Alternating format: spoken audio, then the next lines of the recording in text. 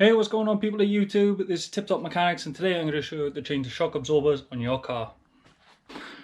As you can see guys, whenever you're working into the car, always jack it up and keep it safe by putting axle stands underneath, and whenever it's on the stands, give the car a little shake, and if it doesn't move, you know it's safe to go underneath.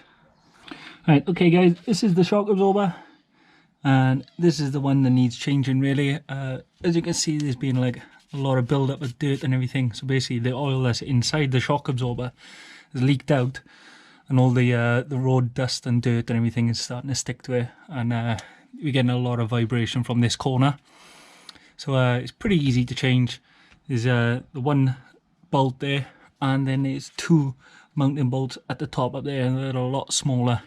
So you normally get two types of shock absorber, one like this that's attached to the knuckle just by a bolt and screwed into the body or the chassis, and then the other type is one with one fixed mounting bolt at the top and goes straight into a knuckle.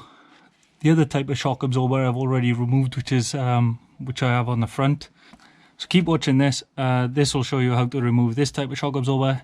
I'll put a link in the description on how to remove the other type of shock absorber that I've done on the front of this car. This is why we removed the old one. As you can see, I can push down on it very easily and extend it very easily as well. That is not supposed to happen. This is how they come. So they tie down like this because once they expand, they're very difficult to pull back down, but I'll show you. Once they expand, as you can see, it's rather difficult to put down.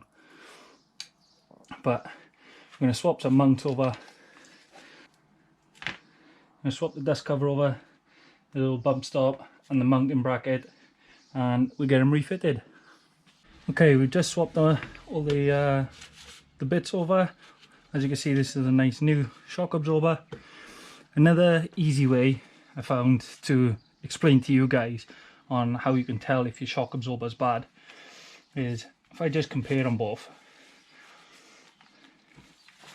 You see how if I push down on the new one, it naturally wants to come back up and return to its resting position at high, whereas if I push down on the old one, he just stays there, doesn't come back up at all. No oil left in there to be able to push it back up, so that's when you just get bad vibrations then whilst driving. So I'm going to get the new one back in, and nice quick easy simple job. Okay, what I am going to do guys is use the same bolt that I took out, but as you can see it's very shiny and clean now. I took an angle grinder to it with a wire wheel, cleaned it all up, and what I'm going to do is put some copper slip on this part there on the shoulder, just so that it doesn't seize up in the future, and put some Loctite on the threads because it's obviously a high vibration area. Don't want this coming loose and potentially causing catastrophic damage. Right, that's it for this one guys. Very easy job to do, literally takes about 20 minutes, half hour, something like that. Very simple job, easily done by a DIYer in his garage, on his drive, something like that. Yeah, it's very simplistic. I'm out on a test drive now, as you can see, listening for any knocking, any rattling, anything like that, trying to feel the back end also. That way we know if the shock that we put on is good. Also that we made sure that everything's tight as well. The right hand side was the one that needed changing, the left hand side was good, but I'm just in the habit of changing both due to the fact that like, it could be the ones that they came from the factory with. You never know. If the one side's gone, then it is a high chance that the other side's going to go soon also. So I like to be in the habit of, if I'm changing one side, I may as well change the other at the same time also. It's not really going to take that much longer. I like to think of it more as along the lines of it's just good practice. It's just a good thing to do as a mechanic.